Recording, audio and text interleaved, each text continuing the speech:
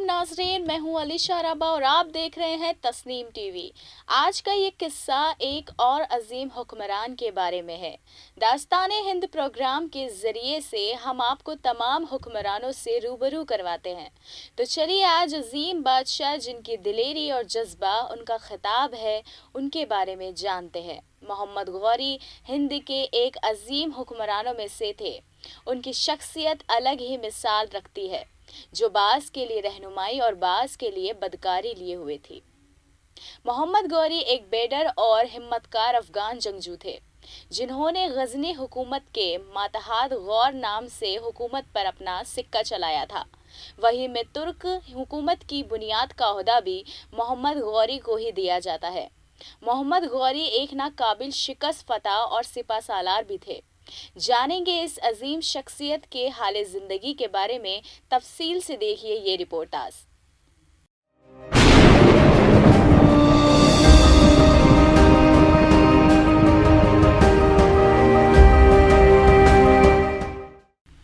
आपकी पैदाइश 1149 हिजरे में हुई और आप अफगानिस्तान के रहने वाले थे। आपके भाई गयासुद्दीन मोहम्मद गौरी थे और आप सल्तनत गौरिया के अजीम हुक्मरान रहे। शहाबुद्दीन मोहम्मद गौरी के ताल्लुक तजीक कबीले से थे। मुअर्रिख के मुताबिक 12वीं सदी के दरमियान गौरी आल की शुरुआत हुई। गौरी खानदान की शुरुआत गौरी के चचा अलाउद्दीन जहांसोंज ने की थी, जिनकी मौत के बाद खानदान परस्ती रस्मों के मुताबिक उनके बेटे सैफुद्दीन गौरी ने सल्तनत संभाली। वहीं अलाउद्दीन जहांसोज ने शहाबुद्दीन मोहम्मद गौरी और उनके भाई गयासुद्दीन को कई सालों तक कैद रखा था, लेकिन सैफुद्दीन ने अपने हुकूमती वक्त में इन दोनों को आज़ाद कर दिया था। वहीं सैफुद्दीन की मौत के बाद गयासुद्दीन को बादशाह बनाया गया। हालांकि 1173 ईस्वी में मोहम्मद गौरी को गजनी हुकूमत के मोतहत गौर हुकूमत का हुक्मरान बनाया गया था। मोहम्मद बिन कासिम के बाद महमूद गजनवी और फिर उनके बाद मोहम्मद गौरी ने अक्लमंदी के साथ कब्जा किया। हालांकि गौरी का मकसद मुसलमान रियासत को कायम करना था। इसके लिए मोहम्मद गौरी ने पूरी तरकीब के साथ साल 1179 से 1186 के दरमियान पहले पंजाब पर अपना कब्जा जमाया था और फिर 1179 में सिलायकोट को भी अपने कब्जे में कर लिया था। इसके बाद अफगान हुक्मरान मोहम्मद गौरी ने पृथ्वीराज चौहान के हिस्से तबर हिंद पर भी अपना कब्जा जमा लिया था, जिसके चलते बाद में चौहान नस्ब के हुक्मरान और ताकतवर जाबाज जंगजू पृथ्वीराज चौहान और मोहम्मद गौरी के दरमियान जंग हुई थी। वहीं हिंदुस्तानी तारीख में दोनों ही जंगजुओं के दरमियान हुई जंग काफी मशहूर रही है। इन्होंने अपनी रियासत में कई तुर्क खिदमतकार रखे हुए थे, जिनको गौरी ने अच्छी तालीम भी दी थी, जिसकी वजह से गौरी अपने गुलाम तुर्क लश्कर का भरोसा जीतने में कामयाब रहे थे। वहीं उनके लश्कर में कई ऐसे जंगजू भी थे जो मोहम्मद गौरी के लिए अपनी जान की कुर्बानी देने तक को तैयार थे। मोहम्मद गौरी ने अपने जंगजुओं की मदद से अफगानिस्तान के आसपास के इलाकों में अपना कब्जा जमा लिया था और बाद में उन्होंने गजनी को अपना सरमाया बनाया था।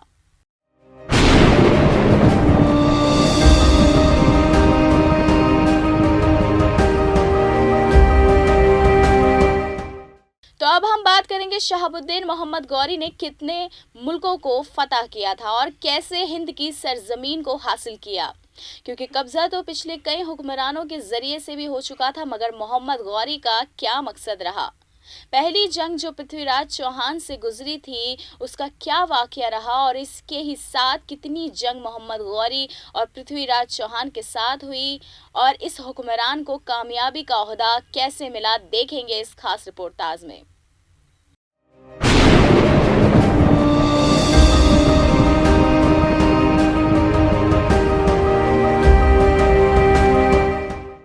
सुल्तान शहाबुद्दीन अगरचे अपने भाई के नाइब थे, मगर इन्होंने गजनी में एक आज़ाद हुक्मरान की जानिब से हुकूमत की थी।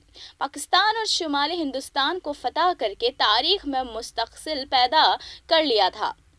598 हिजरी में अपने भाई के इंतकाल के बाद वो पूरे गौरी सल्तनत के हुक्मरान बन गए थे। शहाबुद्दीन मोहम्मद गौरी की फौजी का रवैया मौजूद पाकिस्तान के इलाके से शुरू हुआ और वो मशहूर आलम दर्रा खैबर की बजाय दर्रा गोमल से पाकिस्तान में दाखिल हुए। इन्होंने सबसे पहले मुल्तान और औच पर हमले किए, जो गुज़ेनियों का ज़वाल के बाद एक बार फिर इस्माइली फ़िरके का गढ़ बन गए थे। ये इस्माइली एक तरफ मिस्र के फातिमी खुलफा के साथ और दूसरी तरफ हिंदुस्तान के हिंदुओं से करीबी ताल्लुक कायम किए हुए थे। गौर के हुक्मरान आम मुसलमानों की तरह अब्बासी खिलाफत को तस्लीम करते थे और इस्माइलियों की सरगर्मियों को मुसलमानों के मफदात के खिलाफ समझते थे। मोहम्मद गौरी ने 571 हिजरी मुताबिक 1175 हिजरी में मुल्तान और ओच दोनों फतह कर लिए। इसके बाद 575 हिजरी मुताबिक 1179 हिजरी में मोहम्मद गौरी ने पेशावर और 576 हिजरी मुताबिक 1182 हिजरी में डिबल को फतह करके गौरी सल्तनत की हुदूद को बाहरा अरब के साहिल तक बरहादी फैला दिया था। अब इस बात पर गौर करें, लाहौर इनके नवाह का इलाका अभी तक गजनवी खानदान के कब्जे में था, जिनकी हुकूमत गजनी पर जासूस के हमले के बाद लाहौर मुंतकिल हो गई थी।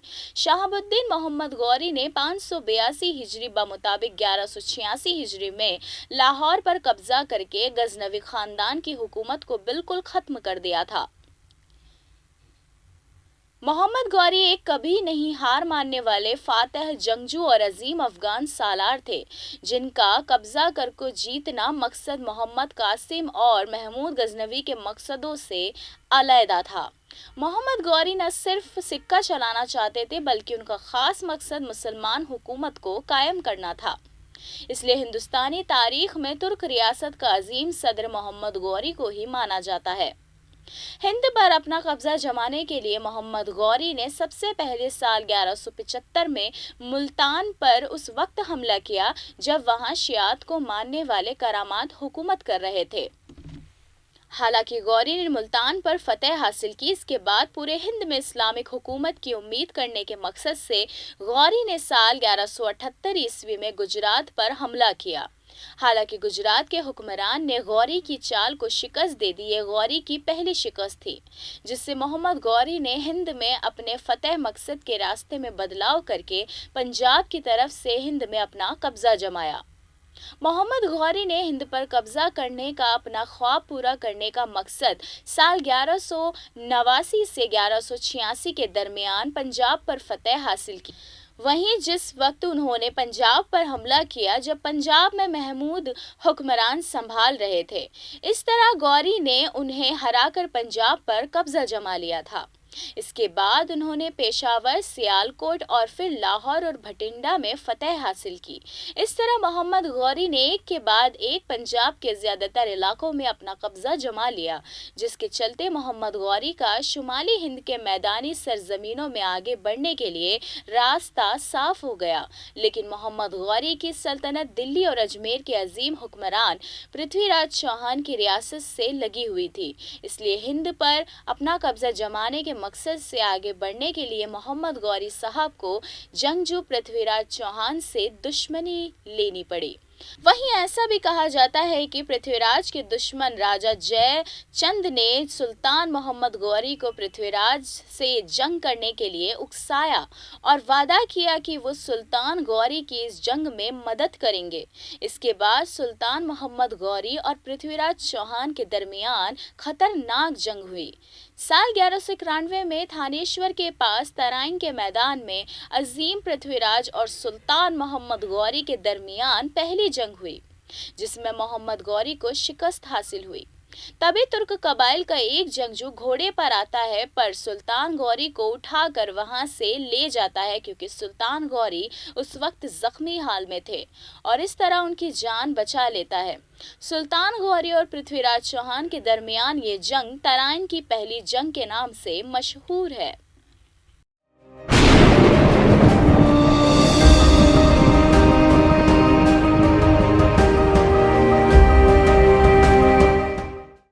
जानते हैं अब एक दिल दिलचस्प और यादगार किस्सा जो कि ख्वाब था सुल्तान शहाबुद्दीन मोहम्मद गौरी का। अपने ख्वाब में किसे देखा था सुल्तान गौरी ने और उसे पहले क्यों गौर नहीं लिया? क्या जुड़ा था उस ख्वाब की ताबीर से, जानेंगे इस रिपोर्ट के जरिए।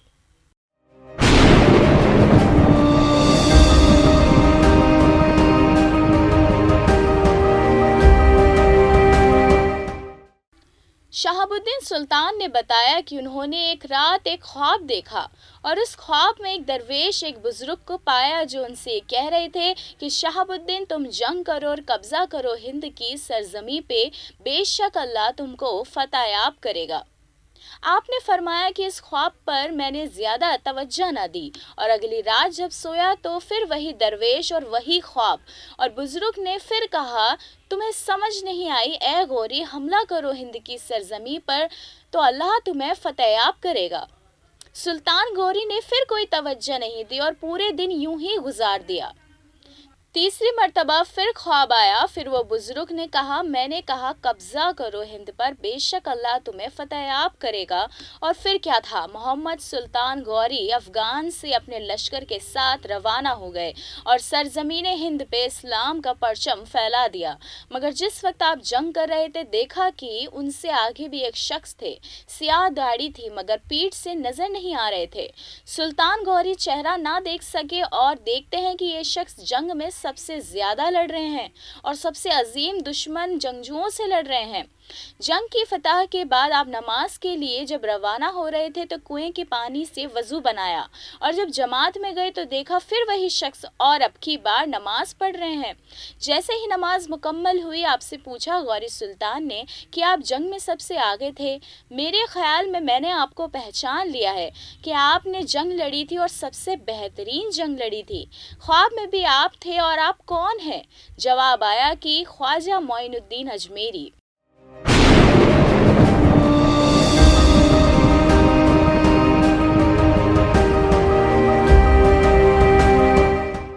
आज भी देख सकते हैं सुल्तान मोहम्मद गौरी की कब्र मुबारक पर लिखा हुआ है, मंजूर नज़र ख्वाजा मोइनुद्दीन अजमेरी। मोहम्मद गौरी अल्लाह के नेक बंदों में से एक थे। आप हिंद में आए रहबरे मुसलमान के बतौर। आपकी जंग जब पृथ्वीराज चौहान से हुई थी उस वक्त आप पूरे साल बिस्तर पर ना सो सके और जंग से जो भी जंगजू भागे थे आपने उन सबको सजा भी सुनाई। 1191 में दोबारा अपने लश्कर के साथ रवाना हुए और उसी मैदान में आए जहां पर पहली जंग हुई थी। तो पृथ्वीराज इस बार मुतमईन थे और बिना तैयारी से आए और सुल्तान गौरी से कहा कि लौट जाओ वरना वही हाल करूंगा जो पहली रोज में किया था। शहाबुद्दीन सुल्तान ने अपना लश्कर पीछे हटा लिया, इतनी दूर तक कि वो नजर आना भी बंद हो गया और फिर सुबह से पहले पृथ्वीराज चौहान के लश्कर पर हमला करने का हुक्म दिया। उस वक्त उनका लश्कर पूजा पाठ में मशगूल था तो उसमें पृथ्वीराज कत्ल हुए और उनको हार हुई और उस वक्त उनकी उम्र 42 साल की थी।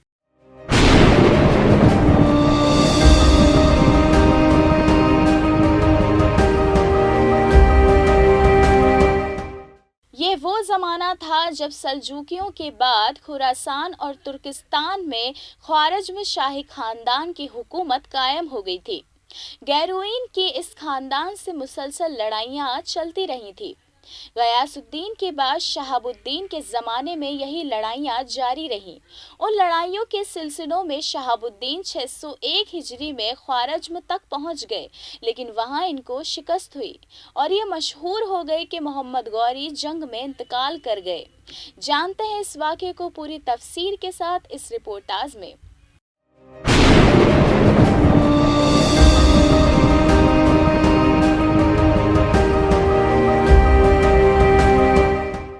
इस खबर के फैलने और खून खैरों के बगावत कर दी मोहम्मद सुल्तान गौरी फौरन पंजाब आए और बगावत फरो की। जब वो वापस जा रहे थे तो दरियाए जहलूम के किनारे एक इस्माइली फदाई ने हमला करके इन्हें शहीद कर दिया। उनका मकबरा जिला जहलूम की तहसील सोहावा में चकवाल मोड़ जीटी रोड से 17 किलोमीटर के फासले पर चौहान देहात में वाक़ है। شہاب الدین محمد غوری کی شہادت کے ساتھ غوری خاندان کی حکومت بھی ختم ہو گئی تھی۔ ہرات اور غزنی کے علاقوں پر خوارزم میں شاہ کی حکومت قائم ہو گئی تھی اور بر صغیر واہند میں محمد سلطان غوری کے وفادار غلام اور دلی میں سلطان کے نائب قطب الدین ایبک نے ایک مستقل اسلامی حکومت یعنی سلطنت دلی کو خاندان غلامہ کے زیر اثر قائم کر لیا۔